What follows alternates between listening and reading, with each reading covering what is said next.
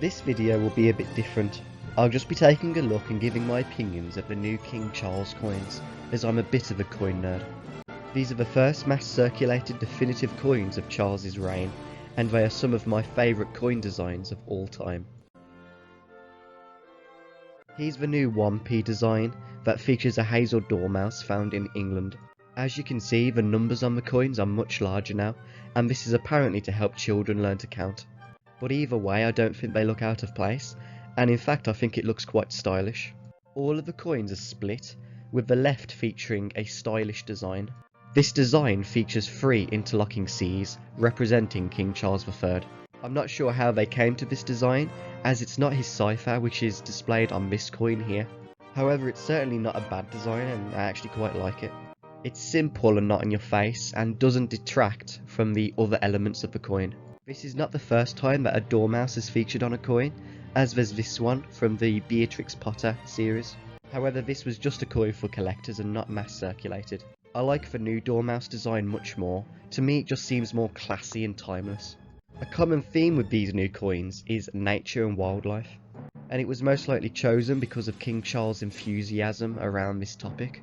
Avoiding the politics of it, which could be considered a bit too left-wing, I do quite like the theme. It's a theme that's patriotic, yet something that surely everyone can get around, left or right. And the hazel dormouse was most likely picked because it's classed as a vulnerable species.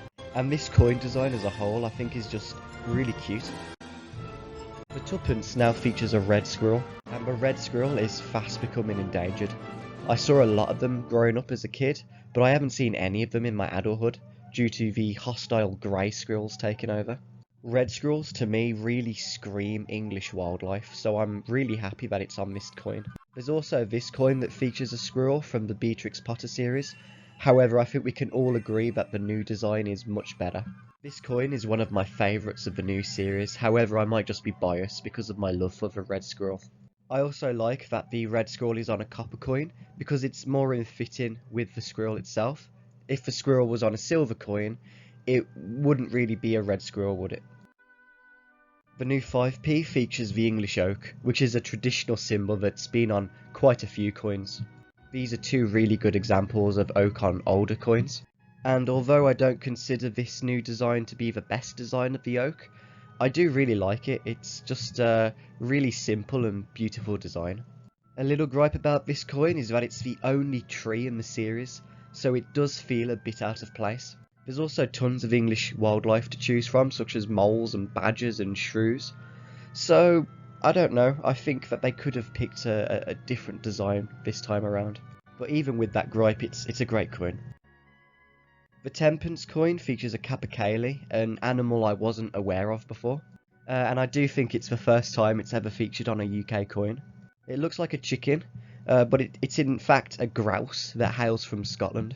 I'm not sure if this is quite an iconic animal in Scotland, but yeah, it was picked, so there must be some reasoning behind it. It is considered a near-threatened species, but there's tons from Scotland that are near-threatened, so I'm not sure why they decided on this one, unless they decided on it simply to raise awareness of this animal. A grouse has featured on a Norwegian coin shown here, and I actually like the Norwegian design better. It feels a bit more stylized. But the new design isn't bad either, it's very clean. I think it would look better if the neck wasn't so outstretched. And the 20p coin is really cool. It features a puffin, another bird that lives around the coastlines of the UK. The puffin here seems to fill up much more space of the coin, and I think it works really well. It's basically because the 20p borders are wider and the wings go into it.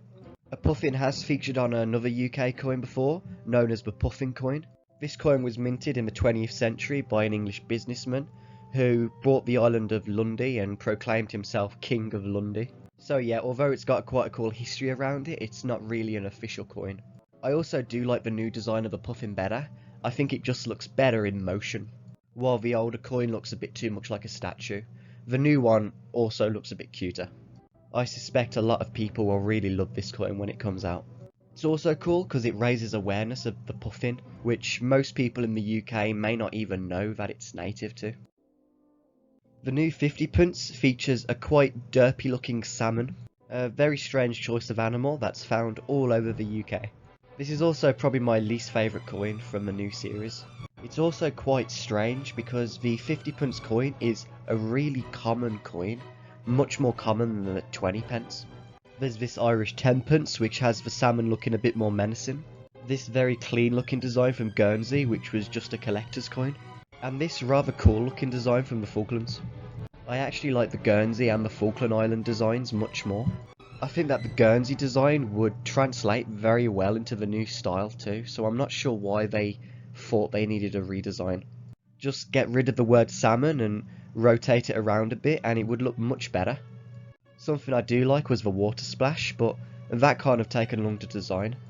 All in all, it's not a terrible coin, but I do think that the 50p coin and the 20p coin could have been swapped. The more puffins the better, right? Here's the new pound coin that features 2 bees, and who doesn't love bees? However, it is a bit confusing that there's 2 bees. They say that the numbers are so big to help children count, but wouldn't it be confusing for them to see 2 bees but the number 1? Therefore, I think that the £2 and £1 coin design could have been swapped. 2 bees on the £2 coin, that makes more sense, right? I also think they could have taken the opportunity to switch out the 3 C's on the golden coins, just to add a bit more grandiose to them. For instance, a honeycomb design would work really well with this coin. Bees have featured on quite a few coins around the world, but not from the UK, unless you count this little one from some of the Winnie the Pooh coins. Here's the best bee design I found on other coins. I think this is a Slovakian one. But yeah, the new £1 design is by far my favourite, as the others seem to make the beans look a bit too freaky instead of cute. If I was to be really picky, I think there could have been more design and patterns in between the bees, such as the wave on the salmon coin, but that's really being picky. So yeah, all in all, an amazing coin design. And finally we have the new £2 coin, featuring the 4 flowers from each kingdom, the rose, the thistle, the daffodil and the shamrock. This is a really traditional pick, and has been on the coins since the birth of the Union, really. I know some of you are thinking now that why should 4 flowers feature on the £1 coin? Wouldn't that be confusing for children? And yeah, it would, but I also think that 1 could stand for unity between the 4 kingdoms. So at least that there's some meaning there that you can explain to children. Here's the old 6p and £1 designs that also feature the 4 flowers. And I have to admit, I do like both of these designs better than the new design. However, something I do like about the new design is the rose. As you can see, the rose is no longer a Tudor rose, but instead just an English rose. This might seem a bit strange, but I do think it works with the new theme, as it's more in fitting with nature. Again, I think that the 3 C's could have been switched out on the golden coins to make them a bit more grandiose. This one could feature crowns or maybe even seeds or petals. However, they've probably kept the 3 C's to make the whole theme come together and look a bit more standardised. Another slight gripe is that this is the only coin that features flowers, and there's tons of native animals to pick from, so yeah, that slight gripe aside, I think it's a really nice coin. Another thing I really like about this coin is that it seems to fill up the whole area it's in, therefore there'd be no need to add any additional details into the background. The back of all these coins feature the man himself. Around the sides of the coin is also the text "In service to all," but written in Latin. And I would prefer it to be written in English, but that's just me. It is more traditional to be written in Latin. This is also not the first time we've seen King Charles's new bust, and it's also highly traditional to have the monarch on the back of coins. Another really cool feature is that the 2023 coins minted will have a little Tudor crown on them, which will be something that collectors will look out for. I also really do like the bust of Charles, but this has been out a while now and has been seen on many collectors and bullion coins. And on the back of the coin it reads, "By the grace of God, King, Defender of the Faith," which is, again, really traditional, and I really like it. In conclusion, I really love these new coins. Each one is well designed without being over designed, and there's a good amount of tradition and innovation in them. However, I do have one quite big gripe, and that's that Britannia never featured anywhere on any of the coins, even as an Easter egg. They could have even had the words "Rule Britannia" written around the edge of the coin instead of "In service to all." But no, there's nothing, and it's quite strange because Britannia is the face of British coins throughout history, so so it's a bit sad that she's been left out. So what do you think? Leave in the comments below something that you really liked about the new coins, and something that you think could have been improved.